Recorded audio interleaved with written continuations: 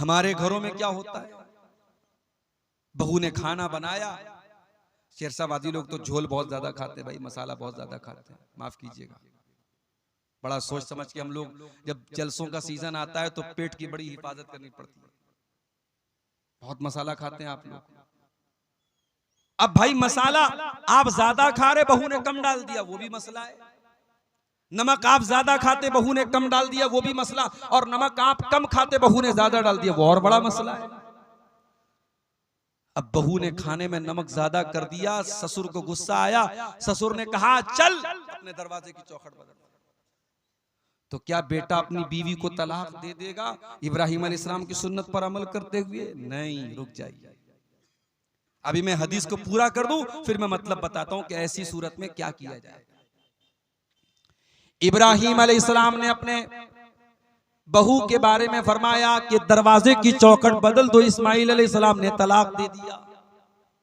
कुछ दिनों के बाद इस्माइल अलैहिस्सलाम ने दूसरी शादी की और फिर एक मर्तबा इब्राहिम अपने बेटे से और बहू से मिलने के लिए आए। इत्तेफाक से इस मर्तबा भी बहू से मुलाकात हुई, बेटे से मुलाकात नहीं हुई। इब्राहिम ने पूछा बेटी कैसी गुजर बसर हो रही है? बहू ये दीनदार थी, नेक थी, अल्लाह वाली थी। इसने कहा बहुत अल्लाह का शुक्र है, अल्लाह जिस हाल में रखे अल्लाह का बहुत करम है, बहुत आराम से गुजर बसर हो रही है। कहा बेटी तेरा शौहर आए तो मेरा सलाम कह देना और कह देना सब भी ताता बता बाबिक, दरवाजे की चौखट बहुत अच्छी है, इस चौखट की हिफाजत करना। शाम हुई, इस्माइल आए, बाप की खुशबू महसूस की, बीवी से पूछा क्या कोई आया था? कहा कि यहाँ एक बड़े मियाँ एक बूढ़े मियाँ आए थे। कहा क्या कह रहे थे? कहा मुझसे हाल चाल पूछ रहे थे और जब मैंने अल्लाह का शुक्र अदा किया तो ये कह के गए हैं कि अपने शौहर को मेरा सलाम सुना देना और कह देना कि दरवाजे की चौखट की हिफाजत करें। कहा है मेरी बीवी, वो कोई और नहीं तेरे ससुर थे, मेरे बाप इब्राहिम अलैहिस्सलाम थे और उन्होंने तुम्हें पसंद किया है, तुम्हारी बात उनको पसंद आई है और उन्होंने कहा है कि मैं तुमको अपने निकाह में बरकरार रखूं। हदीस आपको मैंने सुना दी, बुखारी की हदीस है। इस हदीस से दो बात पता चली। पहली बात ये पता चली कि घर के अंदर दरवाजे की चौखट का अगर दर्जा किसी को हासिल है तो ये औरत को हासिल है। जिसको हम घरवाली कहते हैं, जिसको हम बीवी कहते हैं, जिसको हम अहलिया कहते हैं, बेगम कहते हैं, पत्नी कहते हैं, वाइफ कहते हैं, जो भी कह लें, घर के अंदर दरवाजे की चौखट की अगर हैसियत किसी को हासिल है वो औरत को हासिल है। पता ये चला अगर औरत गड़बड़ है तो इसका मतलब कि दरवाजे की चौखट गड़बड़ है, और जब दरवाजे की चौखट गड़बड़ है इसका मतलब कि दरवाजे की एंट्री गड़बड़ है, दरवाजे में आप सही तरीके से दाखिल नहीं हो सकते। इसलिए घर को अगर बनाना है, संवारना है तो घर की घरवाली का अच्छा होना बहुत जरूरी है। अब वो मसला भी सुन लीजिए, बहू ने खाने में झोल ज्यादा कर दिया, नमक ज्यादा कर दिया, ससुर को पसंद नहीं आया, सास को पसंद नहीं आया, ससुर ने कहा बेटे से तलाक दे दे, तो बेटा इतनी बात पर अपनी बीवी को तलाक नहीं देगा। अगर आपको ये लगता है कि इब्राहिम अलैहिस्सलाम के कहने पर इस्माइल ने तो तलाक दे दिया, तो कान खोल करके सुन लीजिए, अगर बाप इब्राहिम अलैहिस्सलाम के जैसा हो तब बाप के कहने पे बेटा तलाक दे देगा। हर बाप के कहने पर बेटा अपनी बीवी को तलाक नहीं देगा, वरना हर छोटी छोटी बात पे तलाक हो जाएगी।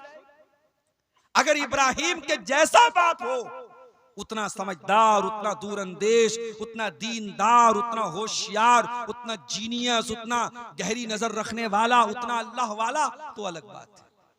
हर बाप को इस बात की इजाजत नहीं है, हर माँ को इस बात की इजाजत नहीं है कि वो बोले कि बहू को तलाक दे दो, बेटा तलाक दे दे। तो शौहर के घर की चौखट है बीवी। मेरे साथ मेरी प्यारी माँ बहनों, अगर आप पिंडाल के अंदर मौजूद हैं, मेरी आवाज आपके कानों तक पहुंच रही है, आप अपने बेटे के लिए जब बहू तलाश करने जाएं तो सिर्फ ये ना देखें कि बहू कितनी खूबसूरत है, कितना रंग गोरा है, कितने खानदान कितने अच्छे खानदान की है, कितने पैसे वाली है, कितना जहेज लेकर के आएगी। मेरी प्यारी माओ, आप जब अपने बेटे के लिए बीवी तलाश करने जाएं, आप अपने घर के लिए जब बहू लेने जाएं, तो कान खोल के सुन लो, आप बहू लेने नहीं जा रही हैं, आप अपने दरवाजे की चौखट लेने जा रही हैं। और चौखट बहुत संभाल करके लाना। अल्लाह के नबी फरमाते हैं, तुन कहल मरातो ले अरबईन, जब औरत की शादी होती है तो 4 चीजें औरत के अंदर देखी जाती हैं, ले मालिहा वले हसबिहा वले जमालिहा वले दीनिहा। कुछ लोग माल देखते हैं, कुछ लोग खानदान देखते हैं, कुछ लोग खूबसूरती देखते हैं और कुछ लोग दीनदारी देखते हैं। आपने फरमाया फज़फर बेज़ाति दीन, दीनदार औरत को घर में लेके आ जाओ, कामयाब हो जाओगे। दीनदार औरत को घर में लेके आ जाओ। मेरे प्यारे भाइयों, अल्लाह ताला ने औरत को ये खूबी, इस खूबी से भी नवाजा है कि औरत अपनी बात मनवा लेती है। कभी हंस के मनवा लेती है, कभी रो के मनवा लेती है, कभी मुस्कुरा के मनवा लेती है, कभी आंसू बहा के मनवा लेती है। मैंने औरत के ऊपर एक नज्म लिखी थी, उसमें मैंने एक शेर कहा था। वो शेर ऐसा था, कुदरत ने तुझे गर्मी जज्बात अता की। ऐ औरत, अल्लाह ताला ने तुझे जज्बात की कुव्वत अता की है, कुदरत ने तुझे गर्मी जज्बात अता की। वो ना तकवा की भरम तोड़ दे, वो नाज़ो अदा है। ऐ औरत, तेरे अंदर वो नाज है, वो अदा है। बड़े बड़े मुत्तकियों का तकवा तू तोड़ सकती है। अल्लाह ने तुझे नाज़ो अदा की ताकत दी है और अल्लाह ने तुझे जज्बात की ताकत भी दी है। जज्बात की ताकत औरत के अंदर होती है। फिरौन बहुत बड़ा जालिम था, किसी की बात नहीं सुनता था, बच्चों को कत्ल करवाने का ऑर्डर दिया था उसने। मगर जब अपनी बीवी उसकी जब बच्चा लेकर के आती है, जो मूसा अलैहिस्सलाम की शक्ल में वो बच्चा जब हजरत आसिया की गोद में पहुंचता है, फिरौन की बीवी की गोद में, और फिरौन की बीवी अपने शौहर से कहती है, ला तक़्तुलूहु असा अन यनफ़अना औ नत्तख़िज़हु वलदा। ऐ मेरे सरताज, देखिए कितना खूबसूरत बच्चा है, कितना प्यारा बच्चा है, हम इस बच्चे को कत्ल न कीजिए, हम इस बच्चे को अपना बेटा बना लेंगे, अपना बेटा बना करके पालेंगे।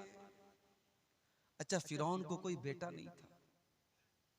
फिरौन अपने आप को खुदा कहता था, रब कहता था, भगवान कहता था, गॉड कहता था, और फिरौन अपनी बीवी को बेटा नहीं दे सका।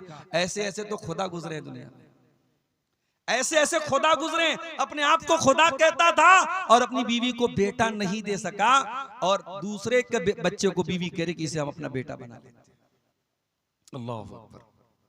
तो बीवी जो होती है वो बात मनवा लेती है।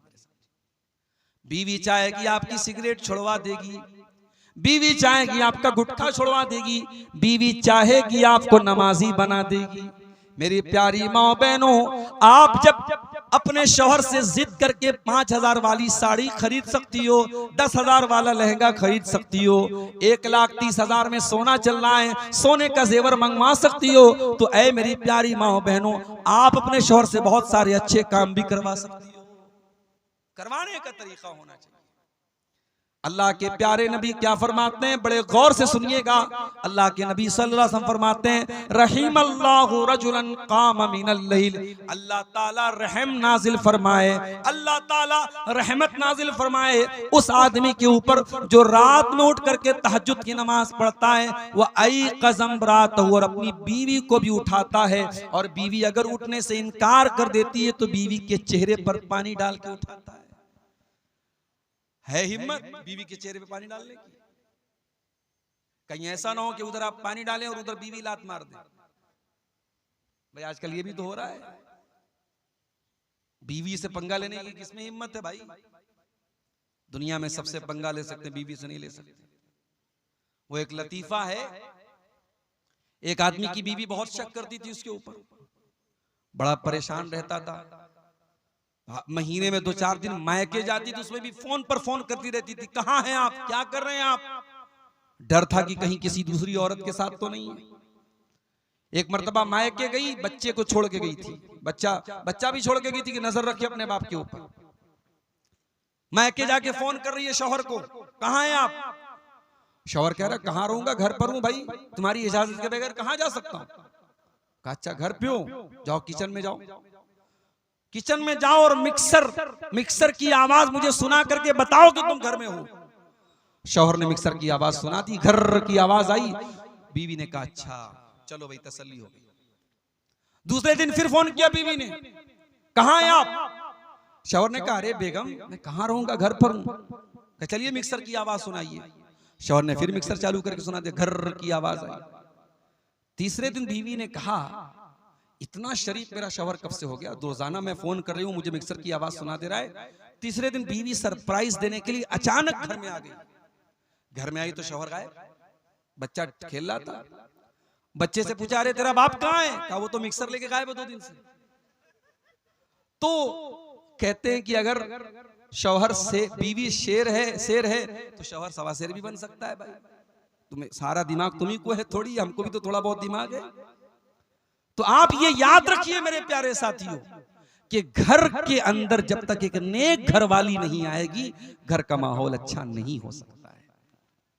अल्लाह के नबी फरमाते हैं अल्लाह ताला रहमत नाजिल फरमाए उस आदमी के ऊपर जो रात में उठ करके तहज्जुद की नमाज पढ़ता है और अपनी बीवी को भी उठाता है। वह रहीमल्लाहु इम्रातन कामत मिनल लैल, और अल्लाह ताला ऐसी औरत के ऊपर रहमत नाजिल फरमाए जो रात में उठ करके तहज्जुद की नमाज पढ़ती है। वह अयक़ज़त ज़ौजहा, और अपने शौहर को भी उठाती है, और शौहर अगर इनकार कर दे तो शौहर के चेहरे पर पानी छिड़क करके उठाती है।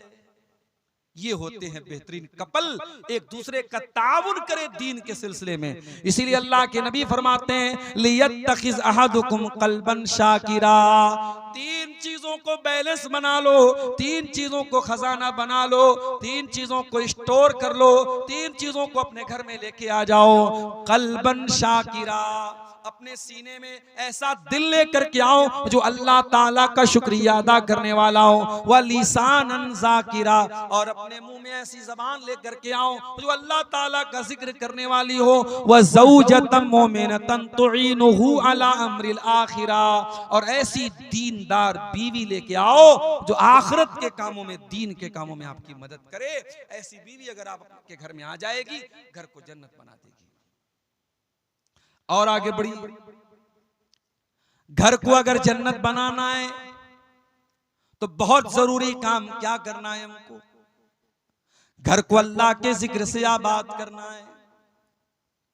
मुसलमान का घर है, सुबह भी मोबाइल पर गाने बज रहे हैं, शाम को भी गाने बज रहे हैं, बिस्तर पे जाने के पहले भी म्यूजिक बज रहा है। मुसलमान का घर है, 24 घंटे में कोई एक मर्तबा अल्लाह का नाम लेने वाला नहीं है।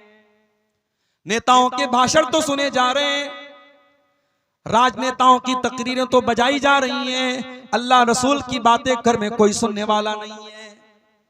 गांव में जलसा होता है, उस घर का कोई आदमी जलसे में जाने को तैयार नहीं है। तकरीरों से बोर होने वाला परिवार है, ना शौहर को तकरीरों से इंटरेस्ट है, ना बीवी को तकरीरों से इंटरेस्ट है। एक आदमी घर में अल्लाह का जिक्र करने वाला, अल्लाह का नाम लेने वाला तक नहीं। मेरे प्यारे भाइयों, ऐसे घर को अल्लाह के नबी ने मुर्दा करार दिया।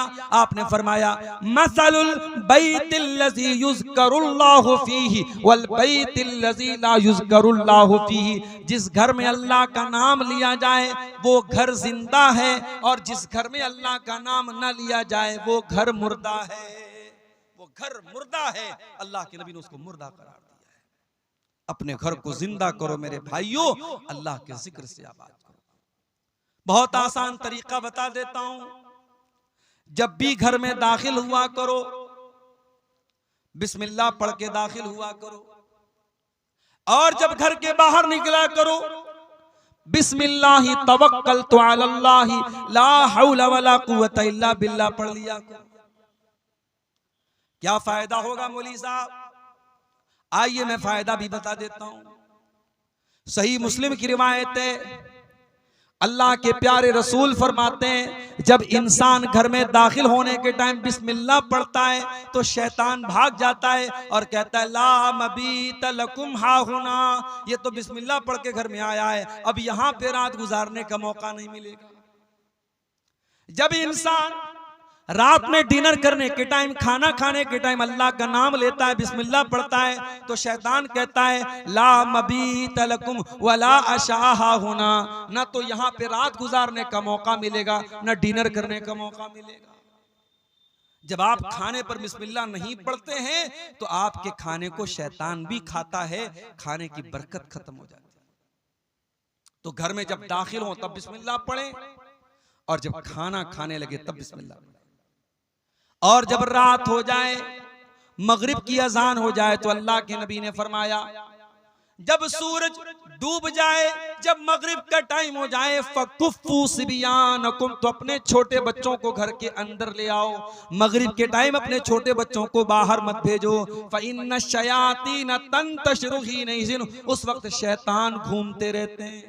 मगरिब के टाइम अपने बच्चों को बाहर मत भेजिए, सूरज डूबने के टाइम। और आपने आगे फरमाया जब रात में चिराग की बत्ती बुझाओ तो बिस्मिल्लाह पढ़ के बुझाओ। बर्तन को खुला मत रखो, बर्तन को ढांक दो, बिस्मिल्लाह पढ़ के ढांक दो। दरवाजे की कुंडी लगाओ तो बिस्मिल्लाह पढ़ के कुंडी लगाओ। इसलिए कि जो अल्लाह के नाम से जो चीज क्लोज कर दी जाए, जो चीज बंद कर दी जाए, शैतान उसको ओपन नहीं कर सकता, शैतान उसको खोल नहीं सकता। अल्लाह का नाम लेके आप दरवाजे को बंद कीजिए। ये बहुत आसान तरीका मैंने आपको बताया है अल्लाह के जिक्र से घर को आबाद करने का। और जब आप घर के बाहर निकलें, बिस्मिल्लाहि तवक्कलतु अलल्लाहि ला हौला वला कुव्वता इल्ला बिल्लाह पढ़ लें। ये दुआ जब आप पढ़ के निकलेंगे, शैतान आपके करीब नहीं आएगा, फरिश्ता आपकी हिफाजत करेगा। फरिश्ता आपसे कहेगा कद वकीता, आपको अल्लाह ताला की तरफ से बचा लिया गया। आप इतनी प्यारी दुआ पढ़ करके घर से निकले। बहुत आसान है, बिस्मिल्लाहि तवक्कलतु अलल्लाहि ला हौला वला कुव्वता इल्ला बिल्लाह। बस रात में जब बिस्तर पे सोने जाओ, मेरी प्यारी माओ बहनों, अगर आप मेहनत मजदूरी करती हैं, खेतों में काम करती हैं, और मुझे मालूम है कि शेरशाबादी बिरादरी में माशाअल्लाह बहुत मेहनत करती है हमारे यहाँ की औरतें, आपका बदन जब थकावट से चूर हो जाए तो आइए मैं आपको वो तरीका बताता हूं जो तरीका अल्लाह के नबी ने अपनी बेटी को बताया था। क्या तरीका बताया था? हजरत फातिमा चक्की चलाती थी, उनके हाथों में छाले पड़ गए थे। हजरत अली भी बहुत मेहनत करते थे। दोनों शौहर बीवी अल्लाह के नबी के पास आए। हजरत अली ने कहा, अय अल्लाह के नबी, मैं इतनी मेहनत कर रहा हूं, हत्तशतकई तो सदरी, मेरे सीने में दर्द होने लगा है। हजरत फातिमा ने कहा, बाजान आपकी बेटी चक्की चला चला के इस हालत को पहुंच चुकी है, हत्ता मजलत यदाया, मेरे हाथों में छाले पड़ गए हैं। अय अब्बा जान, मुझे पता चला है आपके पास कुछ गुलाम आए हैं, हो सके तो अपनी बेटी और दामाद को कुछ गुलाम दे दीजिए। नबी ने न बेटी को कोई गुलाम दिया, न दामाद को कोई गुलाम दिया। क्या फरमाया आपने? ला उती कोमा, ऐ मेरी बेटी फातिमा, ऐ मेरे दामाद अली, मैं तुम दोनों को गुलाम नहीं दे सकता, मैं तुम दोनों को कोई गुलाम नहीं दे सकता। क्यों नहीं दे सकता? क्योंकि मेरे जो मस्जिद के अंदर जो दीन सीखने वाले साहब आए, असहाबे सुफ़्फ़ा हैं, जो दीन के स्टूडेंट्स हैं, उनके पास खाने को अनाज नहीं है, उनके पास खाने को खाना नहीं है, उनके पास तन ढांपने को कपड़ा नहीं है। ऐ अली, ऐ फातिमा, जब तक मैं उनकी जरूरत को पूरी ना कर दूं, मैं तुमको वो खादिम गुलाम नहीं दे सकता। हाँ, मैं उससे बेहतर तरीका तुमको बता रहा हूं। जब तुम रात में बिस्तर पे सोने जाओ तो 33 बार सुभान अल्लाह पढ़ लिया करो, 33 बार अल्हम्दुलिल्लाह पढ़ लिया करो, और 34 मरतबा अल्लाहु अकबर पढ़ लिया करो। फ़ज़ालिकुमा खैरुल लकुमा मिन खादिम, तुम्हें किसी खादिम की, किसी नौकर की जरूरत नहीं।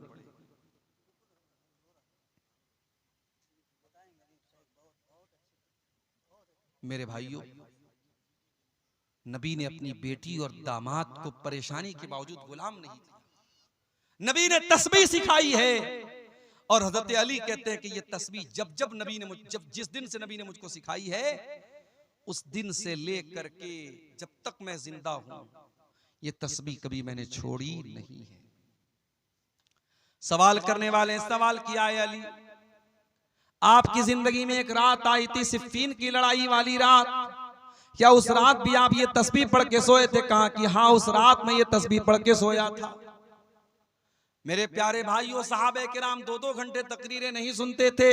हाँ, जो सुनते थे अमल करते थे। नबी ने ये तस्बीह सिखाई तो इस तस्बीह के ऊपर हजरत अली ने अमल किया, हजरत फातिमा ने अमल किया। अपने घरों को अल्लाह के जिक्र से आबाद करो मेरे प्यारे साथियों। सुबह शाम के अज़कार पढ़ो।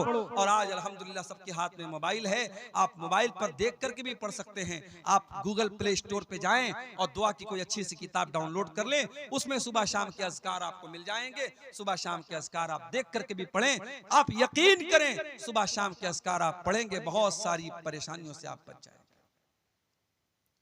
अब तो साहब इतने ज्यादा केस आ रहे हैं, मैं जहां जा रहा हूं, मौलवी साहब मेरी बेटी के ऊपर जिन्नात आ गया है, मेरी बेटी को जिन्नात परेशान कर रहा है, मेरे घर में जो है कोई साया है, कोई मसला है। क्यों आ रहे ये सारे मसले?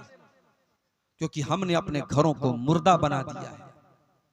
हमारे घरों में अल्लाह का जिक्र करने वाला कोई नहीं, अल्लाह का नाम लेने वाला कोई नहीं है। अल्लाह के नबी फरमाते हैं, इन्ना शैतान यनफिरु मिनल बैतिल्लज़ी तुक़रा फ़ीहि सूरतुल बकरा। जिस घर में सूरह बकरा पढ़ी जाती है उस घर से शैतान भाग जाता है। एक साहब मुझसे पूछने लगे, मौलवी साहब अगर मोबाइल पर हम सूरह बकरा को चालू कर दें और बड़े बड़े स्पीकर लगा दे घर में और सूरह बकरा की आवाज पूरे घर में गूंजे तो क्या शैतान भाग जाएगा? मैंने कहा भैया शैतान से पूछना पड़ेगा शैतान से कि वो मोबाइल पर चलने वाले कुरान की तिलावत से उसके ऊपर असर पड़ेगा कि नहीं। तो इस सवाल का जवाब तो शैतान ही दे सकता है। क्या हाल हो गया है हमारा।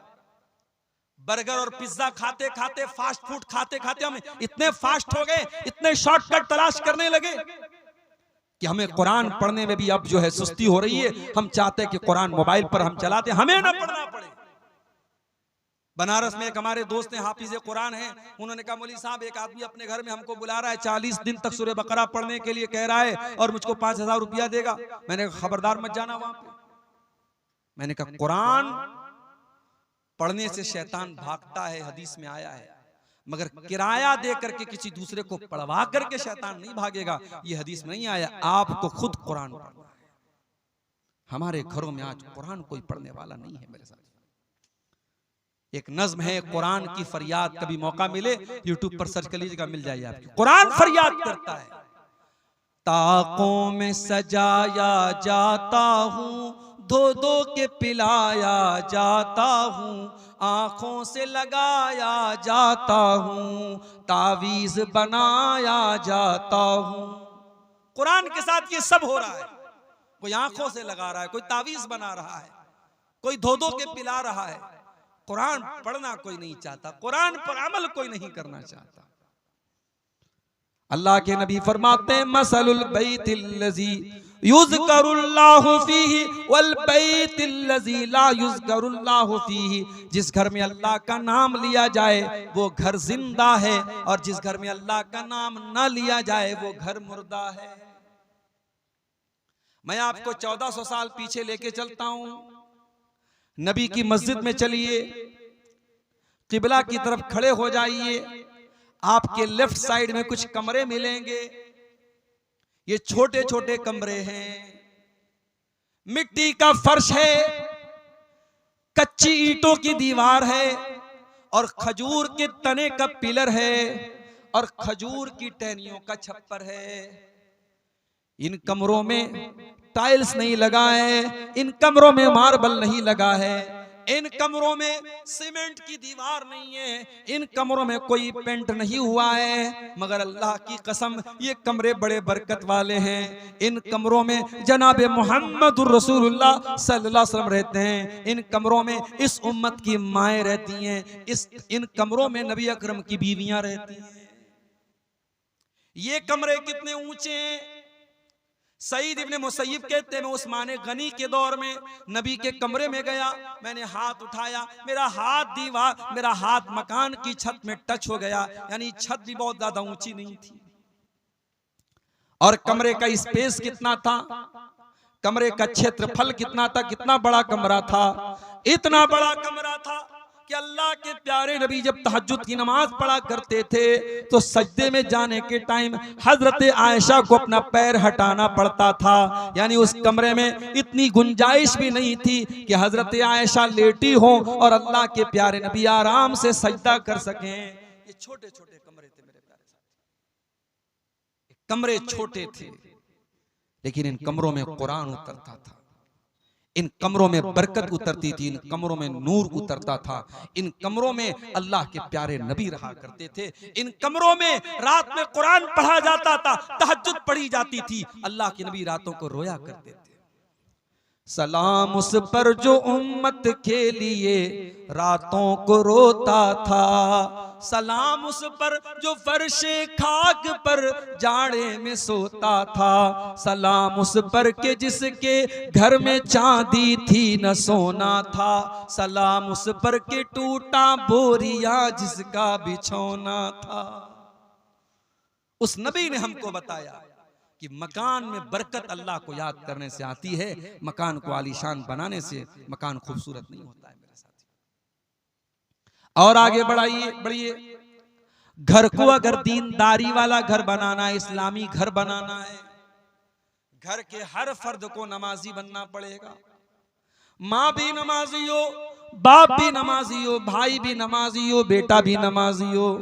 अल्लाह के प्यारे नबी फरमाते हैं मुरू औलादकुम बिस्सलाती वहुम अबनाउ सबील, जब तुम्हारे बच्चे 7 साल के हो जाएं, 7 साल के हो जाएं तो अपने बच्चों को नमाज का ऑर्डर दो, और जब तुम्हारे बच्चे 10 साल के हो जाएं और नमाज न पढ़े तो तुम उनकी पिटाई करो। मौली साहब, पिटाई कौन करेगा? फजर की अजान तक जलसे चलते हैं सीमांचल में, और जलसा खत्म होते ही पब्लिक अपने घरों को जाती है और उस गांव की छोटी सी मस्जिद में चंद नमाजी नमाज पढ़ते हैं। ये आज हमारा हाल है।